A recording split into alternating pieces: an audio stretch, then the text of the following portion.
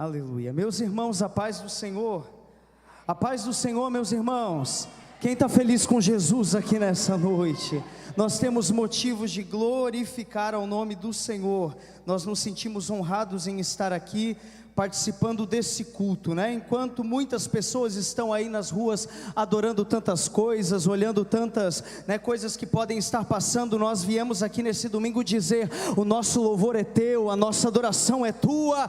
Nós viemos prestar um culto em adoração ao nome do Senhor. E nós estamos felizes. Você que trouxe a sua Bíblia, abra comigo no Salmo 121.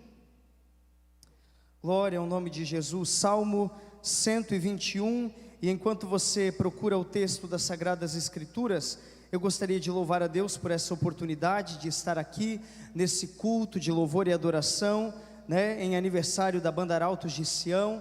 Gostaria de louvar a Deus pela vida do nosso presidente, pastor Zilmar, que está em viagem. Gostaria de louvar a Deus também pela vida do meu pastor Adriano, né? Quando eu recebi o convite para estar aqui juntamente com o pastor Adriano, eu fiquei muito feliz, né? Porque, para os irmãos que não sabem, o pastor Adriano foi meu pastor por 11 anos, e eu aprendi a amar a Bíblia, e o desejo de pregar surgiu no meu coração, vendo o pastor Adriano pregar nos cultos de terça, nos cultos de ensinamento lá no Monte Alegre, e eu sou muito honrado pela sua vida, pastor Adriano. Você é uma inspiração, o Senhor é uma inspiração para a minha vida, para a minha família, e eu glorifico a Deus também pela vida do pastor Silas de Souza, pela vida de todos os obreiros. Gostaria de agradecer o convite que foi me feito pelo Maicon. Cadê o Maicon? Sumiu, foi arrebatado, está lá. Maicon, a Jenny, a Aline, que Deus abençoe, e que Deus abençoe também essa banda linda. Eu toquei 10 anos lá na banda do Monte Alegre, e eu sei quanto é difícil, né? O maestro Mateus está ali, né? Deus abençoe. Tocamos lá com o maestro Mateus, com o maestro Dirceu, e eu sei o quanto é difícil vocês estarem aqui nos ensaios, participando, né? E para chegar até aqui, só Deus sabe o que vocês enfrentaram, mas eu glorifico a Deus pela vida de vocês. Eu tenho certeza que muito mais o Senhor tem ainda para a vida de vocês. Eu gostaria de pedir à igreja mais uma salva de palmas para essa banda maravilhosa que está aqui há 49 anos adorando, exaltando ao nome do Senhor.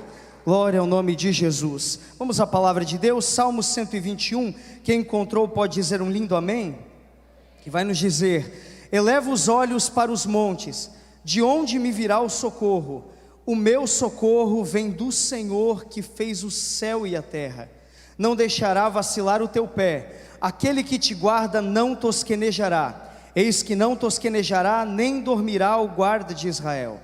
O Senhor é quem te guarda, o Senhor é a tua sombra e a tua direita. O sol não te molestará de dia, e nem a lua de noite. O Senhor te guardará de todo mal, Ele guardará a tua alma. O Senhor guardará a tua entrada e a tua saída, desde agora e para sempre. Amém? Sente-se glorificando ao nome do Senhor por essa palavra. O irmão Jair está no teclado ainda? Irmão Jair, me ajuda aí, irmão Jair. Faz um fundo abençoado em nome de Jesus. Glória a Deus. Meus queridos e amados irmãos, o texto que nós fizemos menção, o Salmo 121, é um dos salmos mais conhecidos, mais lidos e mais pregados de toda a Bíblia Sagrada. Todos nós, em algum momento da nossa caminhada de fé com Deus, nos deparamos com esse salmo, que nos apresenta o Deus do socorro, que nos apresenta o Deus que ouve as nossas orações, que apresenta o Deus que pode vir em intervenção às nossas dificuldades. Abrir o livro de Salmos é abrir o inário de Israel. Abrir o livro de Salmos é olhar para o livro dos louvores. Os salmos que nós lemos aqui, geralmente nas aberturas de cultos, ou que louvamos ao nome do Senhor, Israel cantava. Os salmos nos quais nós fazemos menção eram cantados por Israel. Então pregar, ler, meditar no livro dos salmos é olhar para o inário, é olhar para um livro de louvores, é olhar para o coração dos homens e o coração de Deus aberto diante de nós. Olhar para o livro de Salmos é ver a história do povo de Deus e a história de homens e mulheres que marcaram a sua geração serem contadas de forma poética, Diferente de outros livros, o livro de Salmos tem a missão de contar para nós a história, momentos difíceis, momentos de alegria, momentos de choro, de maneira poética, de maneira musical, de maneira no qual nós possamos cantar e louvar ao nome do Senhor. O livro dos Salmos é um livro histórico, mas é um livro de louvores ao nome do Senhor. E o Salmo 121, no qual nós fizemos menção aqui, também vai contar uma parte da história do povo de Israel, do povo do Senhor, de uma maneira poética. E a Bíblia, quando nós olhamos para o Salmo 121, nós vamos ver que o salmista faz uma pergunta. O salmista começa dizendo: eleva os meus olhos para os montes, de onde me virá o socorro? E em seguida ele mesmo já profere a resposta. Ele diz: o meu socorro, o meu socorro, o meu socorro, o meu socorro vem do Senhor, que fez os céus e a terra. O salmista está apresentando para nós o Deus do socorro. O salmista está dizendo: eleva os meus olhos para os montes, de onde me virá o socorro? O meu socorro não vem de outro alguém, o meu socorro não vem de outro lugar, senão do Senhor dos exércitos, que está aqui nesse domingo, recebendo a nossa adoração. O salmista está dizendo: o meu socorro vem do Senhor. E quando nós olhamos para esse salmo, nós vamos ver o Deus, nosso Deus sendo apresentado como o Deus do socorro. O Deus do socorro. E quando falamos em socorro e nós olhamos para a nossa atualidade, nós olhamos para o contexto em que estamos vivendo, nós olhamos que a nossa sociedade, o nosso povo precisa de socorro. Quando nós olhamos para a situação em que o mundo está vivendo, guerras eclodindo, países contra países, nações contra nações, guerras e rumores de guerras. Quando nós olhamos para o Brasil, crise política, crise econômica, crise moral, crise espiritual, nós olhamos e muitos podem se desesperar, mas eu e você que carregamos a Bíblia nos nossos braços, não precisamos nos desesperar diante dessas situações. Enquanto o mundo olha uns para os outros e diz: nós estamos vivendo numa crise difícil, complicada, não tem como sair desse problema que estamos vivendo, a igreja do Senhor em Camboriú está dizendo: nós não estamos preocupados, porque o nosso socorro vem do Senhor, que fez os céus e a terra.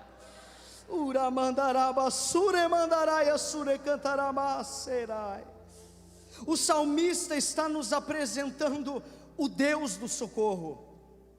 Mas para que nós venhamos entender as lições maravilhosas que Deus nos deixa através desse Salmo 121, nós precisamos entrar nessa história. Nós precisamos mergulhar no contexto e na história que percorria o povo de Israel para que o Salmo 121 fosse escrito. Quando nós olhamos para a Bíblia Sagrada e quando nós olhamos para a história, nós vamos observar que o Salmo 121, ele faz parte de uma classe especial de salmos.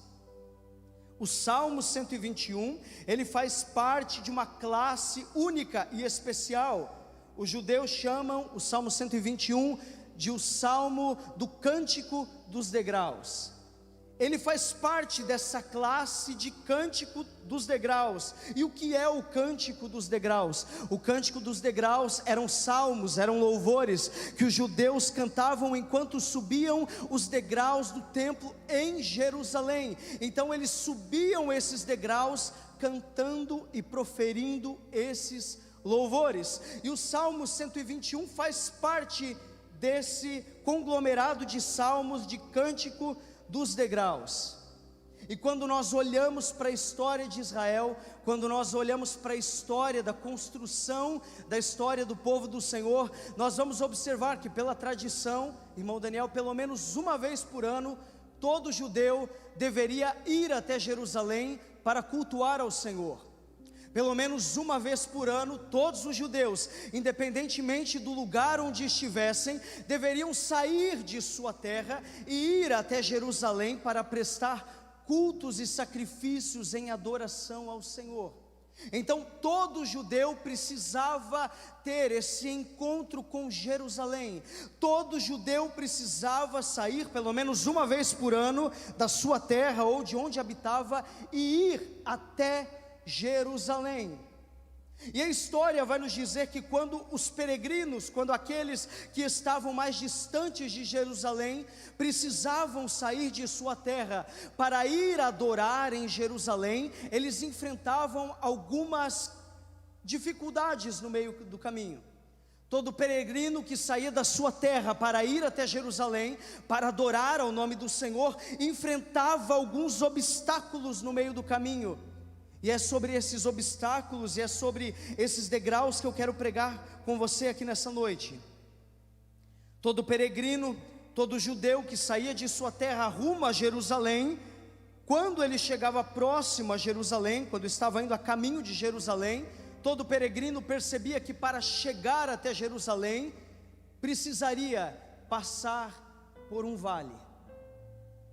Para chegar até Jerusalém, era necessário que o peregrino, que o viajante, que o homem ou a mulher ou a criança, adolescente, que saiu da sua terra, passasse por um vale, atravessasse um vale. E quando o peregrino atravessava e estava dentro desse vale, rumo a Jerusalém, e estava chegando próximo às pairagens de Jerusalém, todo peregrino percebia algumas características em Jerusalém. Quando o peregrino estava caminhando rumo a Jerusalém, dentro do vale, e ele olhava para a direção de Jerusalém, todo peregrino observava que Jerusalém era cercada de montanhas. Jerusalém era cercada de montanhas. Aí está o verso 1 que lemos: elevo os meus olhos para os montes. Jerusalém era cercada de montanhas, Jerusalém era cercada de montes. Então quando o peregrino chegava em Jerusalém perto, ele observava que para chegar em Jerusalém, ele precisaria atravessar os montes. E quando o peregrino observava que para chegar até Jerusalém, ele precisaria passar por aqueles montes, o peregrino observava outra questão, que naqueles montes que estavam ao redor de Jerusalém, estavam os inimigos de Israel. Aquelas montanhas não eram desabitadas, aquelas montanhas onde estava o povo que estava na circunvizinhança de Israel, não eram montanhas onde simplesmente animais viviam, mas os inimigos de Israel se instalavam nessas montanhas. A história vai nos dizer que o povo de Canaã, os cananeus, os filisteus, o povo de Gog e os povos inimigos de Israel se instalavam naquelas montanhas. E alguns historiadores vão dizer que alguns peregrinos eram atacados pelos inimigos de Israel. Então passar por aquelas montanhas não era uma tarefa fácil. Atravessar aquelas montanhas para chegar em Jerusalém era um caminho perigoso. Era um caminho difícil. Imagine você ter que chegar até uma direção e você saber que no caminho aonde você está indo existem inimigos prontos para te atacar, inimigos prontos para vir contra você. Era essa a dificuldade que os peregrinos enfrentavam quando deveriam chegar até Jerusalém. Eles olhavam para os montes e viam que nos montes haviam inimigos. Olhavam para os montes e viam que nos montes haviam pessoas que queriam derrotá-los e destruí-los. Não só isso, quando o peregrino olhava para aquelas montanhas e olhava para os inimigos que estavam nas montanhas, o peregrino poderia observar que aqueles montes tinham uma função, aquelas montanhas exerciam um propósito específico. Os povos inimigos de Israel utilizavam aquelas montanhas para erguer altares. Eles utilizavam aquelas montanhas, obreiros do Senhor, para construir altares, e esses altares não eram altares em adoração ao Deus de Israel, mas eram altares em adoração a deuses pagãos. A história vai nos dizer que nesses montes haviam altares consagrados a Baal, haviam altares consagrados a Magog, haviam altares consagrados a Astarote, haviam altares consagrados a Azera, e haviam altares consagrados a Moloque. Então, quando o peregrino chegava diante daquelas montanhas, ele observava, olhando para os montes, que os montes eram um lugar onde os inimigos estavam acampados. E quando ele olha para os montes, ele vê que nos montes existem adoração a deuses pagãos, e é aí que nasce esse salmo. E é aqui que esse salmo nasce. O peregrino está olhando para os montes e vê inimigos. O peregrino está olhando para os montes e vê que nos montes há adoração a Baal, a adoração a Astarote, a adoração a Azera, a adoração a Moloque. E aí o peregrino lança essa frase: elevo os meus olhos para os montes, de onde me virá o socorro? Elevo os meus olhos para os montes, de onde me virá o socorro? Será que vem de Baal? Não. Será que vem de Astarote? Não. Será que vem de Moloque? Não. Então o peregrino olhava para cima dos montes e via que acima dos montes estava Jerusalém. Então ele vai dizer: o meu socorro não vem de Astarote, não vem de Baal, não vem de Moloque, não vem de Azera. O meu socorro vem do Senhor que fez o céu e a terra. Urabassure cantará, mandarabassure mandarai. O salmista está olhando para os montes, mas a história vai nos dizer, a geografia, que Israel, que Jerusalém estava acima dos montes. Então o peregrino olhava para os montes e dizia: de onde me virá o socorro? E aí ele olhava para cima dos montes e dizia: o meu socorro não vem da terra, o meu socorro não vem do monte, o meu socorro não vem daqui, o meu socorro vem de Deus.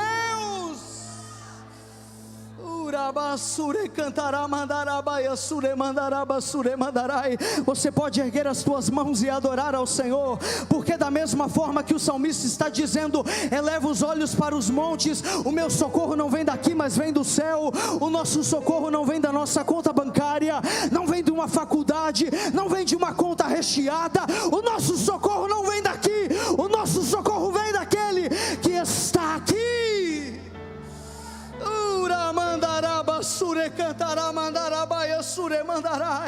Erga as tuas mãos e adore a Jesus.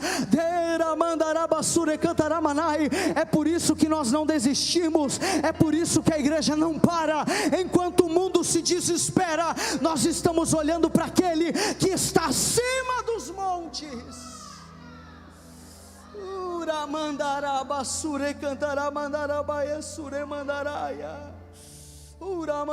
O salmista está ensinando: diante de ti há montanhas e os inimigos estão ali, mas calma, acima da montanha, eu não falei abaixo, eu não falei do lado, acima da montanha tem alguém maior do que o inimigo, tem alguém maior do que a luta, tem alguém maior do que o desafio.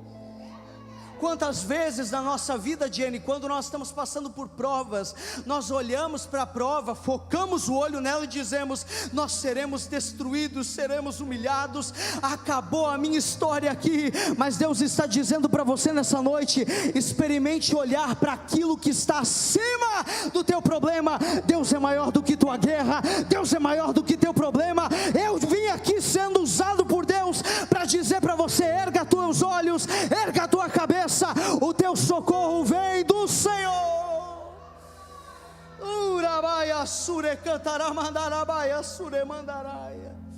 O nosso socorro vem do Senhor, que está acima das montanhas,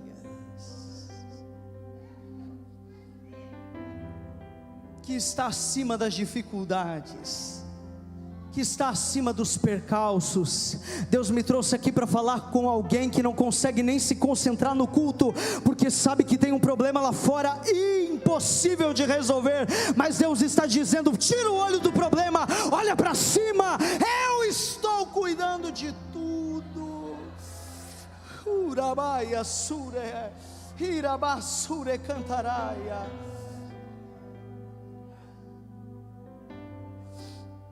Eles passavam pelo vale, olhavam para aquelas montanhas. Ele dizia: elevo meus olhos para os montes, o meu socorro vem do Senhor, que está acima das montanhas, que está acima dos problemas, que está acima das dificuldades. E então o salmista começa a corroborar e começa a citar diversas promessas que Deus deixa para aqueles que o servem. Promessas essas de cuidado, de socorro, que Ele deixa tanto para o povo que estava presente naquela ocasião, como para nós que estamos aqui. Ei, Deus tem promessas, Deus tem cuidado. Talvez você chegou aqui dizendo: meu Deus, eu estou desamparado. Deus está dizendo: eu estou cuidando de ti, estou cuidando da tua casa, estou cuidando dos teus filhos. O Deus do socorro está aqui. E ele começa a proferir a partir do verso 3 algumas promessas. E a primeira promessa que o salmista vai nos deixar aqui através do Salmo 121, ele vai dizer: o meu socorro vem do Senhor que fez o céu e a terra. Verso 3: não deixará vacilar o teu pé. Não deixará vacilar o teu pé. Quando nós analisamos esse texto e observamos que esse texto está falando do cântico dos degraus, onde os judeus tinham que subir aquela escadaria, aqueles degraus para chegarem e adorarem ao nome do Senhor. Quando nós analisamos a história, nós vamos ver que os judeus não subiam com as mãos vazias, mas quando os peregrinos saíam da sua terra, eles saíam com camelos, eles saíam com animais para ofertar, eles saíam com muitas coisas carregando. E o perigo de tropeçar naqueles degraus poderia acontecer, porque aqueles degraus eram íngremes, aqueles degraus eram altos, e carregando tudo aquilo, carregando todos aqueles apetrechos, carregando todos aqueles objetos e animais, a pessoa poderia tropeçar enquanto subia os degraus. Mas Deus está dizendo: eu não deixo vacilar o teu pé. E quando o judeu, quando o peregrino precisava subir aqueles degraus com camelos, com ofertas, quando ele começava a subir aquela escadaria, quando você está subindo uma escada íngreme, você só consegue olhar para cima. Quando você está subindo uma escada, você não olha para baixo, mas você olha para cima. Deus estava dizendo, ensinando para aquele povo: enquanto você olha para mim, que estou acima das montanhas, o teu pé não vacila. Enquanto você está olhando para mim, que estou acima das montanhas, você não tropeça, você não cai, o inimigo não destrói a tua casa. Enquanto nós estamos olhando para Ele, para Jerusalém, que está acima das montanhas, Ele não deixa vacilar o teu pé. E enquanto eu preparava essa mensagem, o Senhor me fez lembrar de uma experiência que eu tive na minha casa. O ano era 2010, meus pais, a minha família estava afastada dos caminhos do Senhor. Meu pai e minha mãe criados na igreja a vida inteira, irmão Daniel, mas por alguns problemas, por algumas lutas, desanimaram e ficaram 9 anos fora da presença do Senhor. E no ano de 2010, eu me lembro que era no mês ali de junho, os meus pais num sábado à noite estavam brigando muito, estavam prestes a se separar. Eu nunca me esqueço disso. Os meus pais estavam brigando dentro de casa, e a briga era uma briga que eles estavam muito bravos. Eu lembro que era uma briga feia. E enquanto eles estavam brigando, eu lembro que naquele mesmo dia, uma irmã lá do Monte Alegre ligou para o meu pai e fez um convite: Ricardo, hoje tem o congresso da mocidade aqui no Monte Alegre, tem o congresso dos jovens, vem, traz a Gisele, traz o Gustavo, venham para o congresso de jovens. E o meu pai conta que recebeu o convite, mas que não deu tanta importância assim. Eu lembro que meus pais estavam brigando, mas por algum motivo eles estavam dentro do carro. Meu pai decidiu parar na igreja do Monte Alegre, e eu lembro que nós saímos do carro, chegamos no congresso da mocidade, a igreja lotada, a igreja abarrotada de pessoas, e quando nós chegamos lá, o porteiro disse: vocês não querem entrar? Meu pai disse: não, nós vamos ficar aqui na porta mesmo, porque nós já vamos embora. Meu pai e minha mãe estavam com uma cara feia, e o porteiro, usado por Deus, disse: não, eu vou conseguir um lugarzinho aqui atrás. Tá bom então.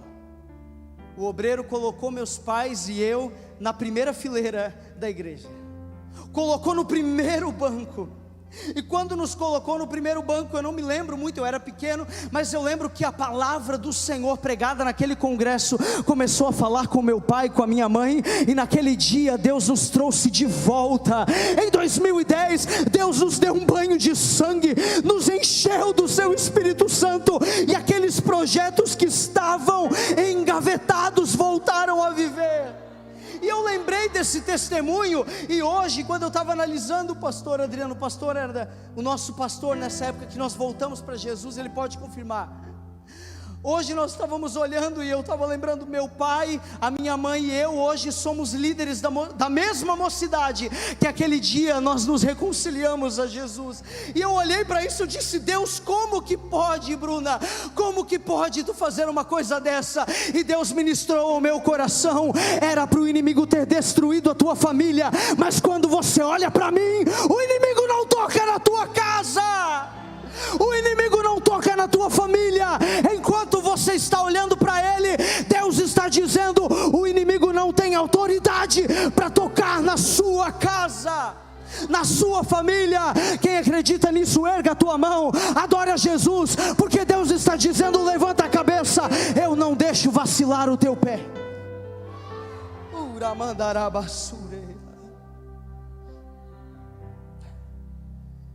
Para encerrar,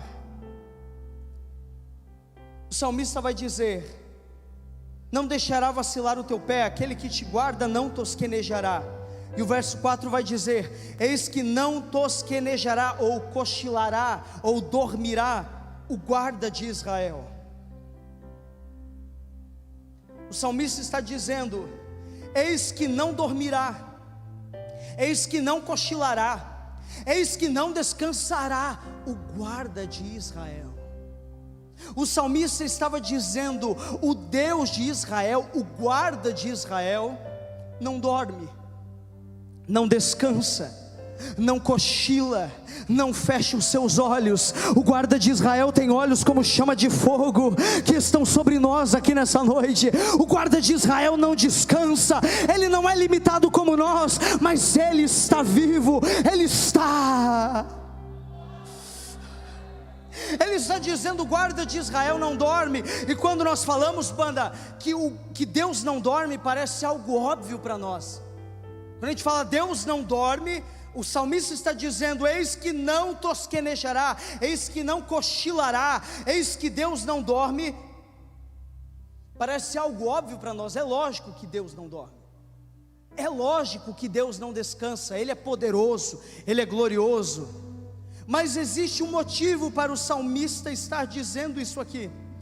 Lembre-se que diante daquelas montanhas haviam altares a Baal, a Moloque, a Azera, a Astarote. E agora o salmista está dizendo: eis que Deus não dorme. Por que o salmista está dizendo que Deus não dorme? Porque os deuses que eu citei aqui, Baal, Azera, Moloque, na mitologia deles, eles dormiam. Quando você olha para a tradição, quando você olha para Baal, você vai ver que na mitologia, em toda aquela filosofia que havia em torno de Baal, havia os escritos dizendo que Baal tinha um período, que era o período do inverno, que Baal dormia, que Baal tirava férias, que Baal desaparecia de cena.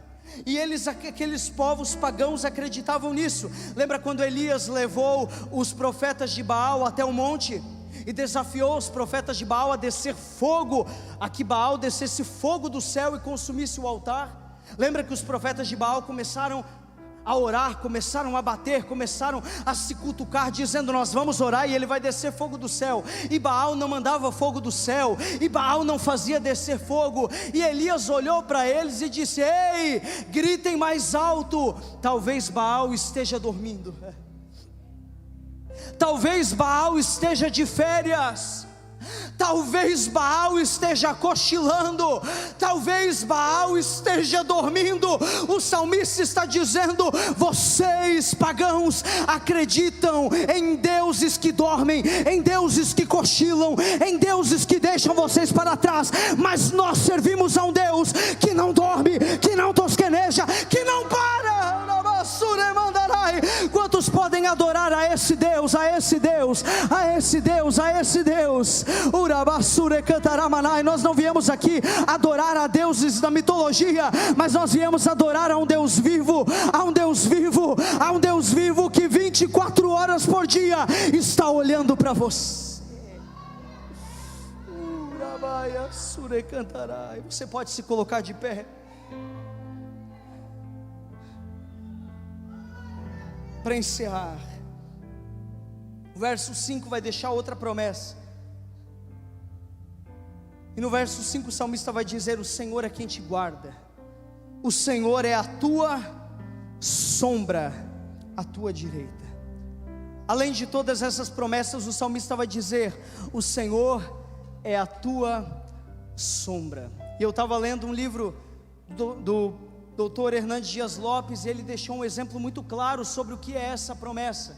E o Dr. Hernandes dizia: quando ele está dizendo, quando ele está se referindo que Deus é a nossa sombra, imagine você, quando você era criança, algum momento da tua vida, quando você era criança, você já fez aquela brincadeira de fugir da sombra?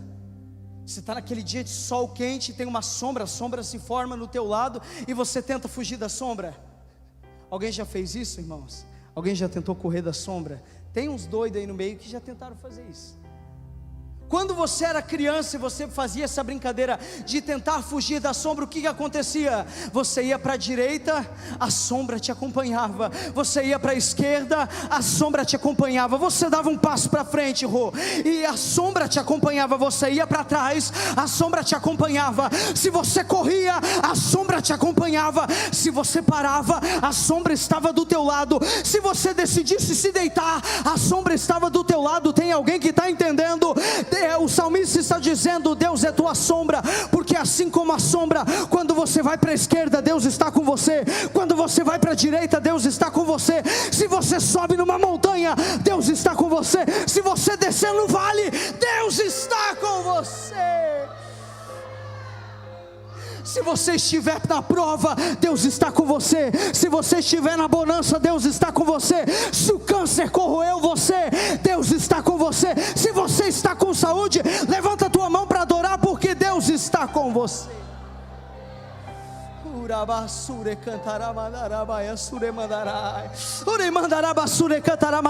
Só quem pode adorar a Deus, fale em línguas estranhas, adore. Eu não vim aqui pregar sobre um Deus morto, eu vim aqui pregar sobre um Deus que cuida de cada detalhe da tua vida, de cada passo da tua história.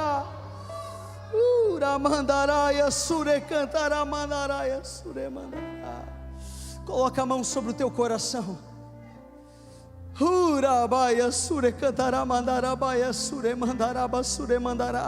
Arautos de Sião, nessa noite eu vim pregar sobre o Deus do socorro. Nessa noite eu vim pregar sobre o Deus que cuida de você. Talvez você, músico, chegou aqui e só Deus sabe o que você enfrentou para chegar aqui. Só Deus sabe as artimanhas que Satanás fez para que você não chegasse aqui, pegasse esse instrumento e adorasse ao Senhor. Mas eu vim aqui em nome de Jesus dizer para você que nada vai parar essa banda vai continuar, porque o Deus do socorro está dizendo: eu não te deixo, eu não te largo, eu não deixo você para trás. Com as tuas mãos sobre o teu coração. O último verso desse texto, Deus vai falar, o salmista vai dizer: o Senhor guardará a tua entrada e a tua saída, desde agora e para sempre. Nesse verso, o salmista está falando sobre a dinâmica da vida. Está dizendo entrada, saída, entrada, saída. Quando você entra, Deus está cuidando de você. Quando você sai, Deus está cuidando de você. Sabe o que o salmista está nos ensinando? Deus não é o teu socorro só quando você está passando por uma dificuldade extrema. Deus não é o teu socorro somente quando você tem uma doença incurável. Deus não é o teu socorro somente quando tudo acabou. Deus não é o teu socorro somente em situações inusitadas. Não, quando o salmista está falando entrada e saída, ele está dizendo: Deus cuida de cada detalhe da tua vida. Quando você acorda com aquela cara toda amassada, com aquele bafo de onça, Deus está olhando para você e cuidando de ti. Quando você se arruma, escova os dentes, sai de casa para o trabalho, Deus está cuidando de você. Quando você vai para a faculdade, Deus está lá, ó, eu estou cuidando do meu filhinho, da minha filhinha. Quando você volta para casa, às vezes você nem sabe quantos livramentos Ele te deu, mas nós chegamos bem em casa, chegamos aqui nesse culto, porque Ele está guardando a entrada e a saída, a entrada e a saída, Ele está guardando a entrada e a saída. Eu vim aqui dizer que Deus cuida de você. Eu vim aqui dizer que Deus cuida de cada detalhe da tua história. Só Deus sabe o grito na alma que existe dentro de você. Às vezes as pessoas te olham e pensam, está tudo bem, mas só Deus conhece o grito da tua alma. Mas nessa noite Deus está dizendo: se derrama na minha presença, porque eu vou te curar, eu vou renovar a tua vida. Você vai sair daqui mais confiante, crendo que eu estou cuidando de cada detalhe. Com as mãos no teu coração, feche os teus olhos. E nesse momento eu gostaria que você falasse para Deus. Não use talvez as palavras mais eloquentes. O pastor me deu autorização. Tem alguém aqui nessa noite que precisa derramar aos pés do Deus do socorro, quer vir aqui na frente e receber uma oração? Tem alguém aqui nessa noite que quer colocar a sua vida aos pés do Deus do socorro? Vem aqui à frente. Talvez você chegou aqui angustiado. Eu quero orar por pessoas que chegaram aqui angustiadas, pessoas que chegaram aqui com problemas que só Deus pode resolver. Nós vamos orar aqui nessa hora. Quem precisa, vem à frente, rápido, que nós precisamos orar. Só quem precisa que Deus entre em alguma área, em alguma causa, saia do teu lugar que nós vamos orar agora.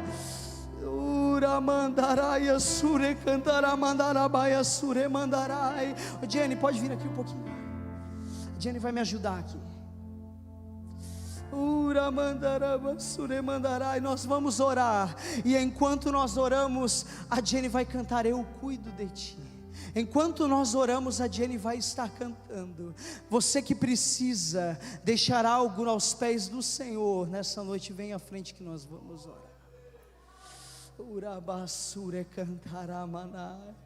Feche os teus olhos, Deus está falando conosco.